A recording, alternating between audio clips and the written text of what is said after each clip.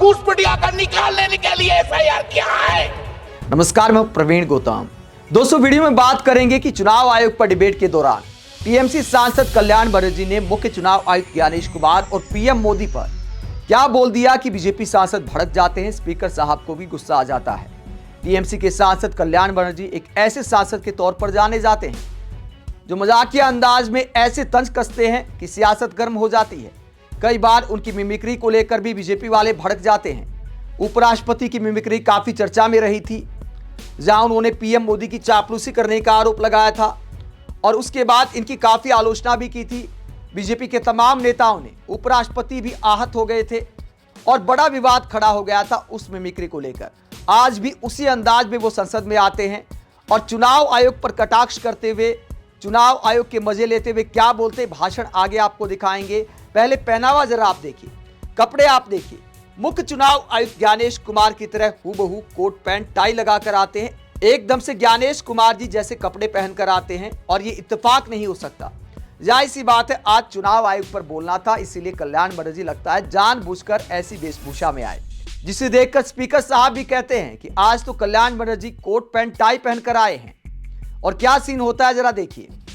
कल्याण बनर्जी, आज कल्याण बनर्जी सूटेड में टाई आई भी लगा रखे हुए। Thank you the honourable speaker sir, and I am obliged. Suited और टाई के हिसाब से बोलोगे ना आप। I am obliged that you are holding the chair. खबर में आगे बढ़ने से पहले एक जरूरी बात करते हैं। हम सब जानते हैं कि हमारी सेहत लगातार खतरे में है। बैठकर काम करना, काम का दबाव और लगातार तनाव, ये सब हमें बीमारियों के और करीब ले जा रहे हैं और कब मेडिकल इमरजेंसी आ जाए कोई नहीं बता सकता। लेकिन बीमारी के साथ आता है बहुत महंगा इलाज। आज हॉस्पिटल के बिल लाखों करोड़ों तक पहुंच जाते हैं, जो किसी भी परिवार की बचत खत्म कर सकते हैं। इसीलिए समय रहते हेल्थ इंश्योरेंस लेना बेहद जरूरी है। हेल्थ इंश्योरेंस बड़े मेडिकल खर्च को कवर करता है। क्लेम भी लगभग 30 मिनट में ही मिल जाता है और पॉलिसी बाजार पर आपको एक डेडिकेटेड रिलेशनशिप मैनेजर भी मिल जाता है। आज कई प्लान ऐसे हैं जो डायबिटीज, बीपी, थायराइड, अस्थमा जैसी बीमारियों को डे 1 से कवर करते हैं। और सबसे बड़ी राहत, 18% जीएसटी हट चुका है। यानी जिस प्रीमियम में पहले 10 लाख रुपए का कवर मिलता था, अब उसी में 20 लाख तक का कवर मिल सकता है। लिंक डिस्क्रिप्शन में दिया है, जहां आप सभी भरोसेमंद इंश्योरेंस पार्टनर्स के प्लान आसानी से कंपेयर कर सकते हैं और ऑनलाइन 25% तक की छूट पर अपना बेस्ट हेल्थ प्लान चुन सकते हैं। IRDA भी कहता है कि हेल्थ इंश्योरेंस लेते समय सही तुलना जरूरी है। तो अभी डिस्क्रिप्शन और पिन कमेंट में दिए गए लिंक पर क्लिक करें और अपने और अपने परिवार की सेहत सुरक्षित करें। लगता है कि चुनाव आयोग की क्लास लगाने के लिए आज मुख्य चुनाव आयुक्त जैसी वेशभूषा में आए थे कल्याण बनर्जी। उसके बाद चुनाव आयोग पर क्या बोलते हैं और पीएम मोदी पर क्या बोलते हैं। उन्होंने आरोप लगाया कि पहले क्या होता था कि वोटर डिसाइड करते थे कि प्रधानमंत्री किसे चुनना है, अब लगता है कि प्रधानमंत्री डिसाइड करते हैं कि वोटर किसे बनाना है। कल्याण बनर्जी की इस बात को लेकर संसद में बवाल कट जाता है। अरे आप जब वोटर की नहीं रखता है तो इलेक्शन क्यों रखते हैं भाई? वोटर को डिलीट कर दो तो इलेक्शन का क्या फायदा होगा? पहले ए था, अब भी था, है। इलेक्टर will decide the government, who will be my government. अभी मोदी जी डिसाइड करते हैं government through the election commission. मेरा वोटर कौन कौन होगा मुझको वोट देने के लिए, वो डिसाइड कर दो, वो डिसाइड कर दो भाई। Then is a constitutional body. And I think so. Sir, yes, election commission. Sir, so many persons have said nobody raised objection. You are raising an objection. थोड़ा हम है बोलकर objection मत कीजिए सर। चलिए सुनता रहिए। बात सुनता रहिए सर, सुनता रहिए। इलेक्शन कमिश्नर का इस पे कुछ नहीं बोलना सकते। इलेक्शन कमिश्नर का who will decide? Election commissioner will decide that he is a citizen or not citizen. Then It will be, sir, बोलने दीजिए ना। अरे आप तो फॉलो कर लिया, देश का आदमी तो फॉलो नहीं करना सकता है। देश का आदमी भी सुन रहा है ना, सिर्फ आप ही अकेला नहीं सुन रहा है ना। सर थोड़ा बोलने दीजिए। इसके बाद कल्याण बनर्जी घुसपैठ के मुद्दे पर ज्ञानेश कुमार और पीएम मोदी को टारगेट पर लेते हैं। उन्होंने सवाल उठाया कि बिहार में कितने घुसपैठी पकड़े गए। अपने चिर परिचित अंदाज में बीजेपी की क्लास लगाते हुए घुसपैठ के मुद्दे पर क्या सवाल करते हैं कल्याण बनर्जी, जरा सुनिए।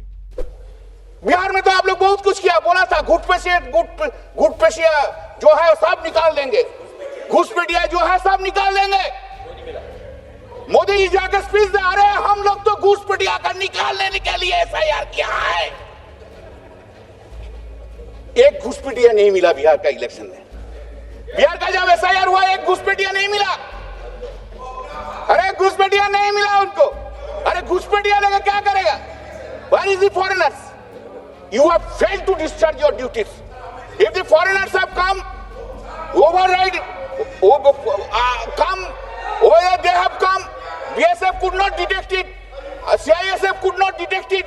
There's a fault on the part of the Home Minister and the Honorable Prime Minister. That is not the fault of anyone. अरे आप तो सुनिए सर, आप इतना बात बोल रहे हैं, अभी तो मिजोरम में क्या किया? मिजोरम में क्या किया? मिजोरम में they have given, the power has been given.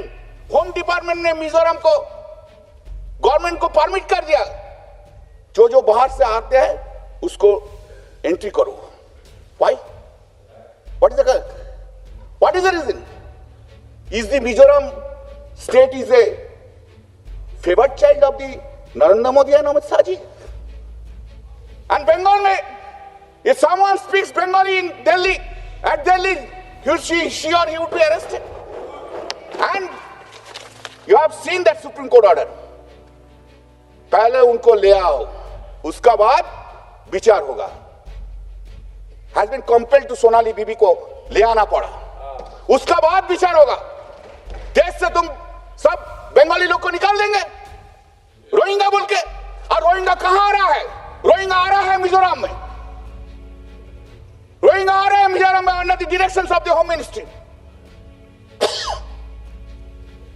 I know, I understand the problem. The BJP is basically a Bengali hater. Bengali hater. That is the reason Vidyasagar statue is broken. That is the reason Ram Mohan Rai has been seriously criticized. And that is the reason our Honorable Prime Minister speaks Bankim Da. जब जन्म हुआ था बंकिम चट्टोपाध्याय का, मोदी जी का 3 generation का पहले उनको भी दादा बोल देते हैं. दादा बोल देता है. कभी कोई गुजराती को तो नहीं बोलता है दादा. वल्लभ भाई पटेल दा बोलते हैं. कभी बोला बंगाली को सिर्फ to hate Bengal, hate Bengalis. Gyanesh Kumar पर कल्याण बनर्जी के अलावा कांग्रेस सांसद मनीष तिवारी ने भी सवाल उठाए. एसआईआर के मुद्दे पर नियम कानून समझाते हुए और ज्ञानेश कुमार पर सवाल उठाते हुए मनीष तिवारी क्या कहते हैं, जरा सुनिए. और आज मैं बहुत खेद के साथ कहना चाह रहा हूं कि देश भर में एसआईआर पे चर्चा है, कई प्रदेशों में एसआईआर हो रहा है, पर मैं बहुत जिम्मेवारी से यह बात कह रहा हूं कि चुनाव आयोग के पास कानूनी तौर पर एसआईआर करवाने का कोई औचित्य नहीं है. ना संविधान में, ना कानून में स्पेशल इंटेंसिव रिवीजन का कोई प्रावधान है. यह सिर्फ एक अख्तियार चुनाव आयोग को दिया गया था कि अगर किसी क्षेत्र में कोई गड़बड़ी है इलेक्टोरल रोल के साथ, कोई मतदाता सूची ठीक नहीं है, तो उसको ठीक करने के लिए for reasons to be recorded in writing and reasons to be made public, तो ही आप एसआईआर कर सकते हैं. आप पूरे बिहार के लिए एसआईआर नहीं कर सकते, आप पूरे केरल के लिए एसआईआर नहीं कर सकते, आप पूरे पश्चिम बंगाल के लिए एसआईआर नहीं कर सकते. आप एसआईआर अगर करना चाहते हैं तो हर कॉन्स्टिट्यूएंसी में, हर चुनाव क्षेत्र में अलग अलग जो आपको खामियां लगती हैं, उन खामियों को रिकॉर्ड करके इन राइटिंग, उसको सार्वजनिक करके फिर आप कर सकते हैं. मैं सरकार से पूछना चाहता हूं कि कहां है वो रीजंस रिकॉर्डेड इन राइटिंग. सरकार को चुनाव आयोग से वो जो कारण है उनको अपने संज्ञान में लेकर सदन के पटल पर रखना चाहिए कि कौन सी कॉन्स्टिट्यूएंसी में, कौन सी चुनाव क्षेत्र में कहां पे गड़बड़ है, क्या कंप्लेंट चुनाव आयोग को मिली और उस कंप्लेंट के आधार पर क्या उन्होंने इंक्वायरी की, और क्या इंक्वायरी करने के बाद वो अगर इस निष्कर्ष पर पहुंचे हैं कि एसआईआर एक चुनाव क्षेत्र में होना चाहिए, तो उसके जो कारण है वो सार्वजनिक होने चाहिए. और दुर्भाग्यपूर्ण बात यह है कि इस बुनियादी प्रश्न के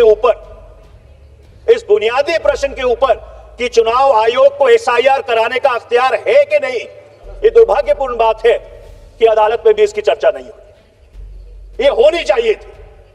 और आज मैं सरकार से मांग करना चाहता हूं कि हर संसदीय क्षेत्र, हर असेंबली क्षेत्र जहां पे एसआईआर हो रहा है, उसके कारण क्या है वो सदन के पटल पर रखने चाहिए. देश को ये जानने का हक है कि ये एसआईआर किस तरह से करवाया जा रहा है. आप मुख्य चुनाव आयुक्त ज्ञानेश कुमार और पीएम मोदी पर विपक्ष के ऐसे आरोपों को लेकर क्या सोचते हैं? कमेंट बॉक्स में अपनी राय जरूर दें। साथ ही चैनल को सब्सक्राइब भी करें। नमस्कार।